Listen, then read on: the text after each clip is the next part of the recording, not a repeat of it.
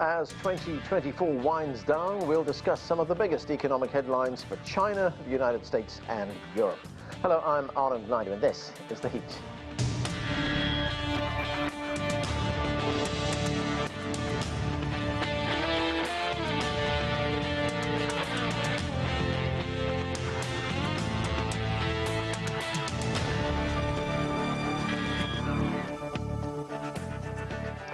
In one of its final decisions for the year, the United States Federal Reserve cuts interest rates by a quarter point. This is the third time the central bank has taken action to lower inflation, despite describing the U.S. economy as strong. Just ahead, our experts will provide analysis on this decision, as well as the economic outlook for China and Europe. We begin our coverage with this report from CGTN's Jim Spellman. As expected, the Federal Reserve has cut rates 0.25%. This is the third consecutive rate cut after a 0.5% cut in September and a 0.25% cut in November. Today's quarter-point cut means rates are now a full point lower since the Fed began cutting rates in September. The move comes as the U.S. has experienced strong economic growth and a robust labor market, but inflation remains an issue. Though well down from the peak of about 9% in 2020, inflation in November ticked up to 2.7%. The Fed target is 2%. The economy is strong overall and has made significant progress toward our goals over the past 2 years. The labor market has cooled from its formerly overheated state and remains solid. Inflation has moved much closer to our 2% longer run goal. The Fed has also announced it expects 2 rate cuts in 2025. That's down from previous projections that suggested 4 rate cuts were coming next year. That's a signal that the Fed expects inflation to remain an issue. This is the last meeting of the Fed before Donald Trump is sworn in as president. It's unclear how the situation will change under the incoming Trump administration. Trump says he won't remove Fed Chief Jerome Powell, who he appointed to the post in 2018. Trump has said he wants input on setting rate cuts, a major shift from the independence traditionally enjoyed by the Federal Reserve. And Trump has been clear he likes low rate cuts to juice the economy. Another thing to keep in mind, some of the policies Trump is promising, including tariffs and mass deportations, could have a major impact on the economy in 2025 and could impact the Fed's decisions next year and beyond. Consumers are not likely to see major changes right away. Since the Fed began cutting rates in September, credit card rates, car loans have dipped slightly, but mortgages have remained relatively unchanged. And those relatively high mortgage rates, between 6 and 7%, have played a major role in why so many Americans are struggling despite a relatively strong economy. Jim Spellman, CGTN, Washington. For more now on the Federal Reserve's decision and the global economy, let's bring in our panel. Joining us from Boston, Liang is a chair professor of economics at Willamette University. From London, Klisman Murati is the founder of Pareto Economics and creator of the Global Power Index. And Anthony Chan is the former chief economist for JP Morgan Chase & Company. He joins us from Honolulu in Hawaii. Thanks, everyone, for being with us.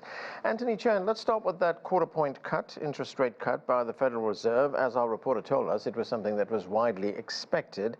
But the Wall Street Journal also reported that there will possibly be fewer cuts in 2025. What is your assessment? Well, I think that they've already cut 100 basis points. So for them to cut a little bit less in 2025 with the economy doing as well as it is well justified. And I think that the markets eventually will embrace it as they see that the economy continues to grow above its potential growth rate of about 2%. We know that this year the Federal Reserve expects growth to be around 2.5%. So I think it's fair to say that it is strong. And next year, the economy, according to the Fed, will grow at its potential growth rate. So once again, not a real deep urgency to cut more aggressively than 2 Fed rate cuts. But if the economy weakens, of course, they reserve the judgment to do a little bit more. And Anthony, what are your thoughts on the impact these rate cuts will have on consumer borrowing? Well, I think that right now, when you look at credit cards and things like that, they haven't gone down more because those interest rates, to some extent, are influenced by medium-term or longer-term interest rates, and that's why you haven't seen it. And you haven't seen it in in housing mortgage rates either, because again, the long end of the curve, if you look at the 10-year Treasury, hasn't really rallied as much and hasn't gone down as much as the Fed funds rate. So to that extent, it's not stimulating the economy all that much. But the good news, Anand, is that you don't really need it. The economy is doing just fine the way it is without additional stimulus. Okay, let's turn to the other big international economy. That's China's economy. Yan Liang, China's leaders are expressing confidence that the country will meet its social and economic development targets for this year. I mean, how would you sum up China's economic performance over the past year? Yeah, good to talk to you, Anand. So we know the first 3 quarters of this year, China grew at a rate of 4.8%, and it's well on track to reach that around 5% of growth target. And I think also with this growth rate, China is experiencing, real estate, the property market readjustments to come down from the more overheated, over-leveraged state. Also, some structural transformation when it comes to the supply side, the industrial upgrade. So we know, for example, in November, we saw data that industrial output grew at 5.4% with, industrial robots and EVs and also integrated circuits outpaced the production of other industrial goods. So we are clearly seeing this pattern of industrial value chain upgrades, and we're clearly seeing the supply side, expansion, and so that is driving the growth. Despite the real estate sector continues to be a drag on the economy, other things have been improving in the housing market. Now that said, I think the government has now put boosting domestic demand as the top priority, especially consumer demand, because the retail sales in November grew by only 3.3%, 3%, and that is lower the expectation. Now, there are some seasonal factors. The Singles Day this year started in mid-October, so I think that skewed the data a little bit. But still, if we smooth out, the numbers in the last 2 months, we're seeing retail sales grew at 3.9%, which is higher than the previous, January to September. So that said, I think, again, the idea is that the economy is doing well, but the government things to believe that we need to boost the demand side even more in anticipation of the more volatile and uncertain external environment coming next year. Right, Yan Liang, officials also announced in September stimulus measures in which they hope to stabilize the housing market as well as boost consumer spending. What impact will that have, and where do you see this heading? Right. So we hear from the Central Economic Work Conference, and precisely as you mentioned, they adopt the so-called, unconventional countercyclical measures, more proactive fiscal policy, and moderately loose monetary policy. So the idea is that, the government will remain vigilant and will remain active in boosting the economic growth, for next year. And again, a lot of the concerns is coming from, the U.S.'s potential trade war, and also that there's room for domestic consumption to grow. So yes, the government's focus would be proactive fiscal policy, and so the anticipation is the government is going to increase special bond issuance at the central government level, and that would also help to resolve some of the local government debt issues and their spending constraints, and also some support for consumption directly, for example, low-income families' income subsidies, and also continue with the trading program, which has been quite successful, and also, boost some of the social safety net. So I think those would be the focus going forward. Klisman, Murati, the European Central Bank cut interest rates 4 times this year. They started lowering rates in June. Here is the president of the ECB, Christine Lagarde, on the outlook for Europe. Let's listen. The economy grew by 0.4% in the third quarter, exceeding expectations. Growth was driven mainly by an increase in consumption, partly reflecting one-off factors that boosted tourism over the summer, and by firms building up inventories. But the latest information suggests it is losing momentum. Surveys indicate that manufacturing is still contracting, and growth in services is slowing. So, Klisman, a bit of a mixed bag there. How do you see it? I don't think 0.4% is anything to shout and cheer about. It's very, very low growth numbers coming out of Europe. But that's not unusual. I think Europe has suffered for a long time because its primary growth driver, which was manufacturing, at least in the more developed economies, is really deteriorating. That's due to, again, I think a lack of demand from the consumer base, although it's still high, it's still very, very low compared to historical figures. and also a competition with China flooding the EU market with cheaper goods, which is doing a lot of damage to domestic manufacturing companies, which we're seeing now a lot of shutdowns in manufacturing bases. And it's very hard for Europe to reorient their economy because there's not enough financing by the banks and by sort of the private equity firms to finance a new wave of growth in Europe. So all they really have is their consumer markets to keep them alive, really, or to keep sort of GDP trudging along. So that's already a good sign for Europe. And it's hard for an economy where, you know, they are trying their best to stimulate growth, but there's no new ideas in terms of how to do this. I don't see any new opportunities for new sectors to blossom. Regulation in Europe is very, very high as well. So we need to have an agreement of 27 nations to unlock growth in this part of the world. And so far, we haven't seen any positive steps towards that. And they're also facing an international scene which is very pressured. Now with Trump coming into office, I think they're going to have even more pressure because we may see tariffs being placed on EU goods into US. We're going to see heightened lobbying efforts. We're going to see a lot of activity for European leaders to, you know, ingratiate themselves with on Trump's good side to make sure that at least that market stays open, as well as the European market. Now let's talk about the United Kingdom, Klisman, which is where you are, and look at the outlook there. I mean, inflation hit 2.8%. That was in November. Keir Starmer, the Prime Minister, the Labour Prime Minister, he's promised growth. What's it look like? Yeah, I don't see how, you know, the UK again can do much more than what it's doing already. I think when Keir Starmer came into office, I don't think neither the general populace or business was rather excited to have him into power. He didn't really showcase a new vision for the UK for people to buy into and to believe in. In fact, he's done the quite opposite. You know, he's raised taxes. He's made it harder, I think, for businesses to thrive and to survive in the UK. And he hasn't got the, you know, the vision, as I said, fundamentally, to introduce policies which will stimulate growth, business innovation, R&D investment into the country. He held that summit or that investment conference a few months ago, but, you know, I think with lackluster results. So I don't really see how the UK can get out of the quandary that it's in, given also the fact, very important fact, that Reform UK, Nigel Farage's party, is gaining a lot of support because, again, of lackluster growth numbers from Labour and the Conservatives over the last 20-odd years.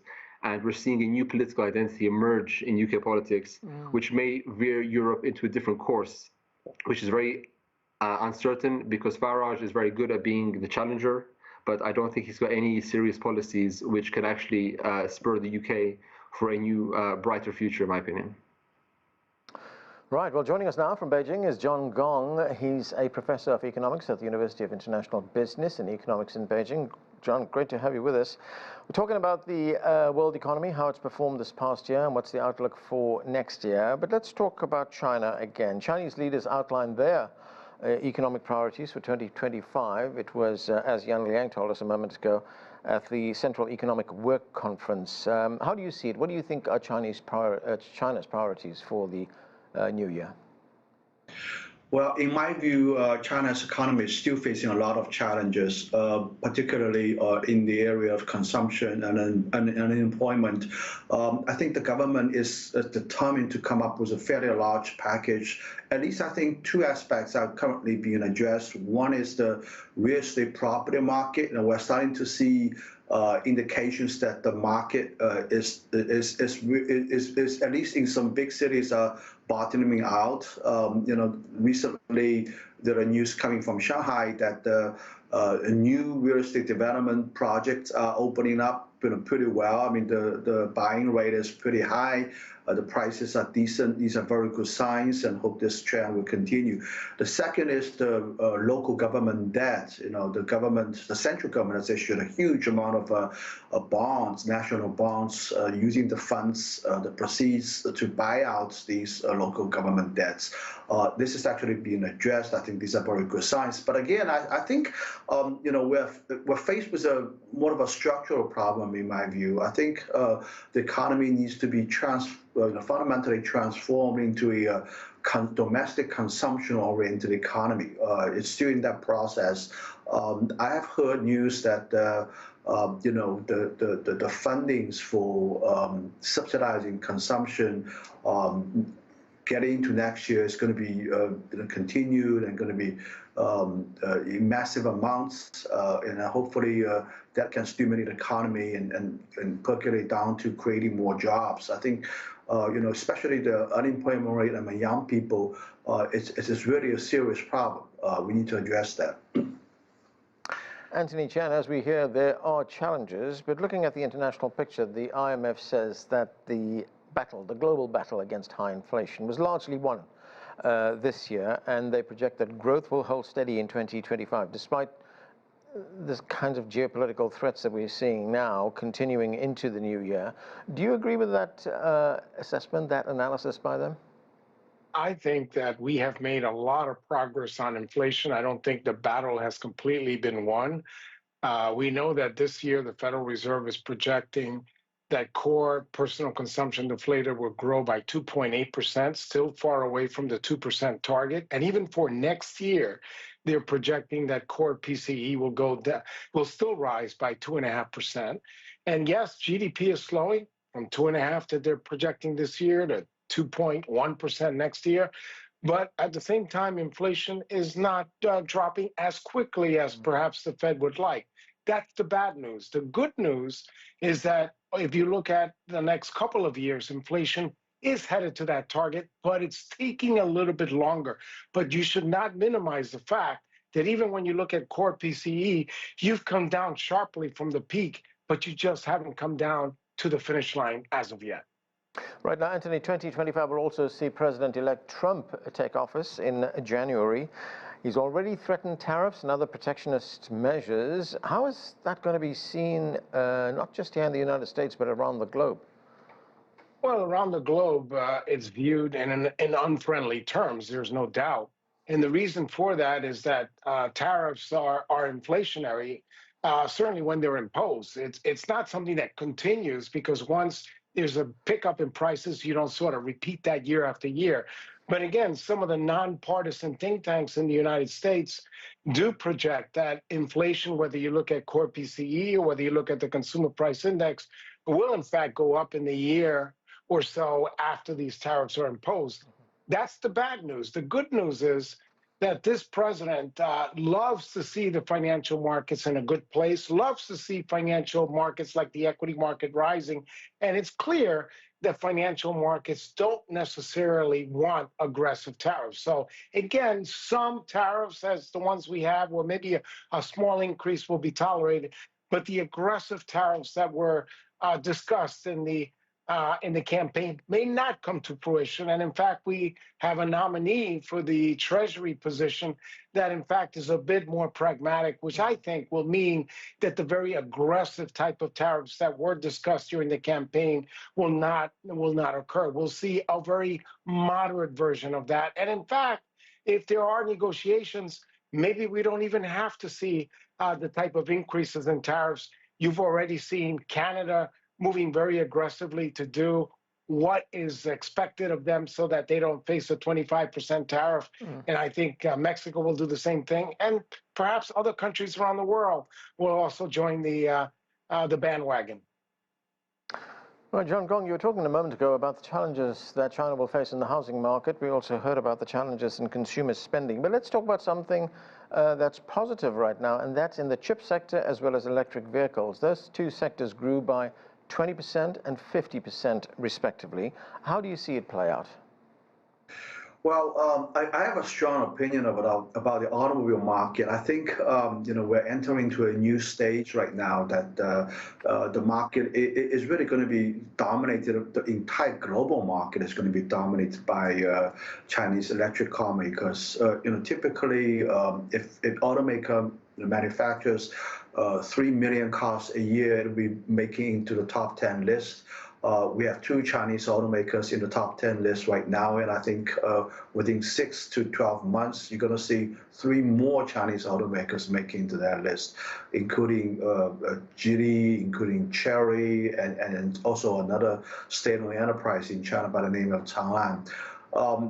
This is going to be a huge shock to the global market. I mean, currently the total global demand is about 90 million, and China makes about 30 million, and the exports this year is going to exceed 5 million cars, and going to see more next year. I think we're already seeing reactions from Europe and from the United States. With Europe, China has made a deal right now, and it's probably situation stabilized. But the problem is in the United States, I think what the Trump policy is going to do is just going to create what I call it ICE island. ICE meaning internal combustion engine. I mean, the way he talks about electric car, he calls it electric car lunacy. He keeps encouraging, Joe, baby Joe. I mean, he is enthusiasm for these internal combustion engine cars. This is going to, a dilemma he's going to face. On the one hand, he wants to protect American jobs, American companies. That's all, understandable. But on the other hand, this is the policy of doing a protectionist tariff is going to just going to sustain a backward industry. Let me give you one example. The CEO of Ford Motor Company, for some reason, he managed to get a Xiaomi car, which is like an Apple, makes phones. It's the first time for this company to make cars. They have a new model by the name of SU7. James Farley, the CEO of Ford, bought a car for Xiaomi car and trekked into to Michigan to his home, and he has been driving this car ever since. And he's saying this openly. He said, "I can't get away from this car." I mean, this is a car from a phone manufacturer in China. So I think the entire industry, the consumer's preference for brands, the type of cars people are buying are totally revolutionized. I think there's going to be a huge shock to the auto market. But the auto market is a political. It's very political. It's a long value chain, a lot of jobs, a lot of companies involved. I think this is going to be a huge challenge. Yeah. Yang Liang, China has also pledged to advance what it calls high standard opening up and broaden access for global businesses. We've heard this before. We've heard that China is open for business. What kind of international response do you expect? Right. So we know that, for example, China has been now giving unilateral visa-free policies to 38 countries, and it also has, reduced the tariffs to zero for 33 the lowest income countries in the world. And China is also expanding, the list to welcome FDIs. Now there's no restrictions in the manufacturing sector, and the service sector is also gradually opening even more. So, in addition to that, China continues to engage with BRIs, and it has been working with, BRICS countries and SCO countries and G20 countries to continue to invest abroad, not only in terms of infrastructure, but also a lot of commercially driven kind of business deals, right? Like EVs, batteries, and so on and so forth. So I think it will be well accepted in the rest of the world, especially given right now that, the protectionist policies have been on the rise. So I think, for my European colleagues, I think, yes, China's competitiveness is a challenge for EU, but I think a lot of the problems really generated from within, right? The energy crises, the lack of productivity growth, and especially the lack of public investment. The two largest economies in Europe, Germany and France, they're facing really government, sort of the crises at the government level, right, without the political coalitions. So I think really, global competition is one thing, but I think we should not only look at competition without cooperation. And I think same with, EVs. China's EV just surpassed 10 million of production. And I think there is a very large demand at home, but also abroad. The ICE is a different story. I think there will be, difficult transitions and consolidations to move out of the ICE space and move more towards the green space.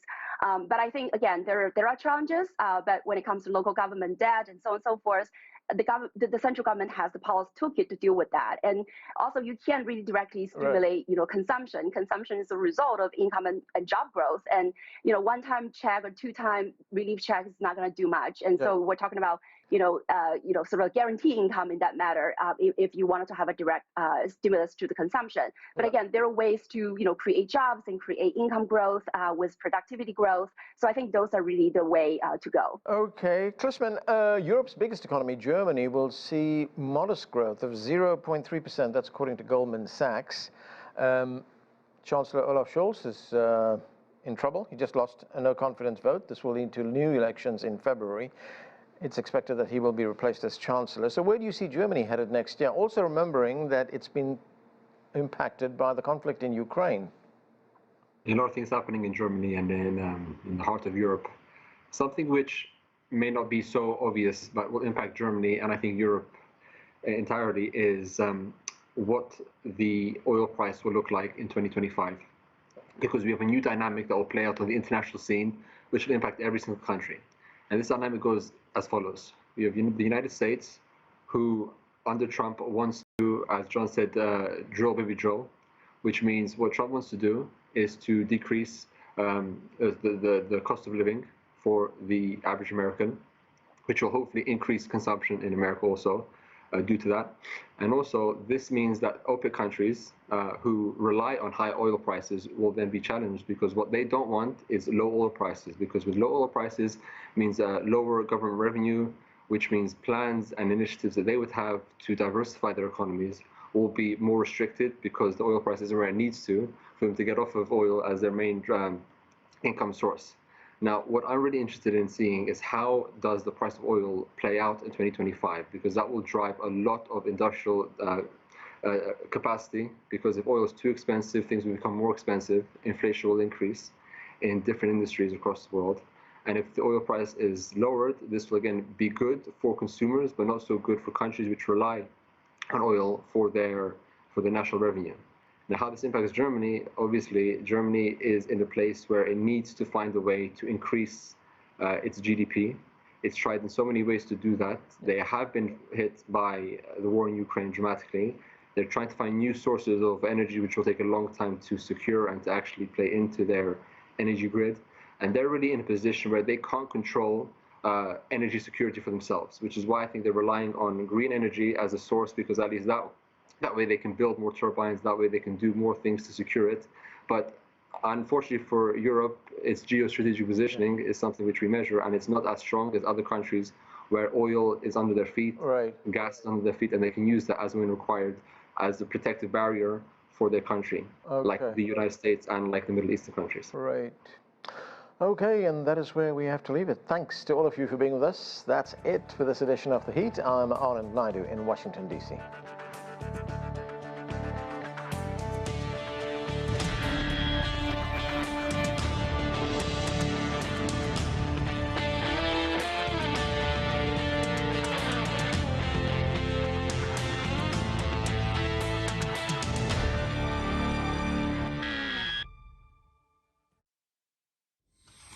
You might think you are better informed in an information age.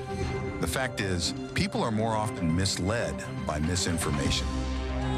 You might think every voice is heard in a digital world. The fact is, many nations and peoples are still underrepresented. And data poverty shuts out many. We at CGTN are committed to transcending the information gap and the digital divide. CGTN, bridging nations and civilizations.